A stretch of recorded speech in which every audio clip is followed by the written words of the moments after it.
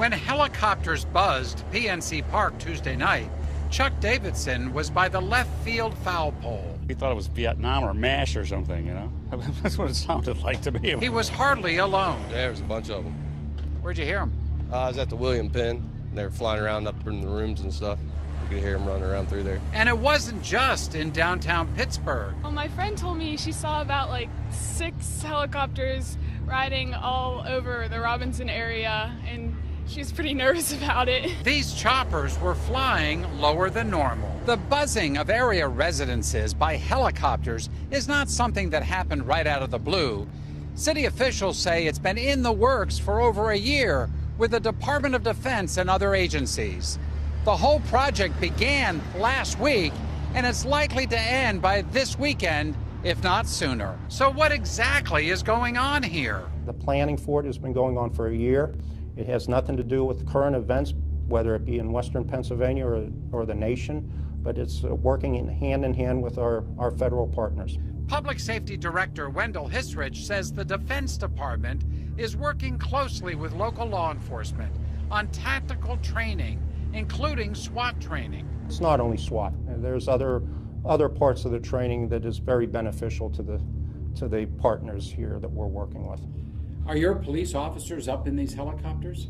I don't want to get into that. Hisrich would not answer specific questions about the tactics, but said the training at federal expense was saving local taxpayers money. China has a very powerful military, and it seems very serious about making it more effective. The People's Liberation Army has recently unveiled advanced weapons and military hardware. 2 state-of-the-art warships with long-range air defense and anti-submarine capabilities are just some of the latest additions to its naval fleet. This is China's first domestically built aircraft carrier. The massive vessel was launched last year as part of an extensive program to modernize the armed forces. The aircraft carrier is considered the symbol of Beijing's determination to boost its defense capabilities. Leaked internal military documents show Beijing is rapidly expanding its armed forces to protect its interests around the world. The documents say, as we open up and expand our national interests beyond borders, we desperately need a comprehensive protection of our own security around the globe. I think every power always must work on the assumption that war is a possibility. It hopefully is not desirable on anybody's part, but I think every country has to have contingencies. The growing military might of the Asian power is causing jitters in Washington. The United States has made no secret of its concerns about China's expanding global role. The U.S. has long viewed China as a geopolitical threat, and now the U.S. may have more reason to worry. The Asian power is getting closer to Russia in a bid to counter global threats. The Chinese defense chief recently pledged full support to the Russian army. Some observers believe the 2 countries have decided to work more closely because the United States has intensified its threats against them. Given the provocative way that I'm sorry to say that U.S. forces have been behaving with respect to areas of vital concern to both Russia and China, almost as though American policymakers desired to push Russia and China into each other's arms, it is not unexpected that those 2 countries would be working very closely together.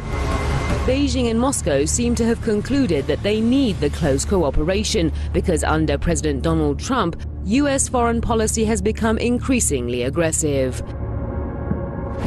It's something I think people in Washington need to take very, very seriously. This is not a game. We don't go around poking these countries and then expect them not to think about what they would do in the event things go wrong.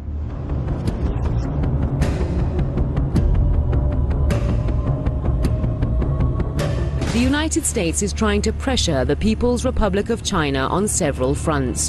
One of the hotspots is the South China Sea. China, Vietnam, the Philippines, Taiwan, Malaysia, and Brunei are engaged in bitter territorial disputes there. The United States has deployed military ships and aircraft near some of the disputed islands. Observers believe the U.S. wants to contain the Asian power's influence in the strategic sea. Another major front is trade.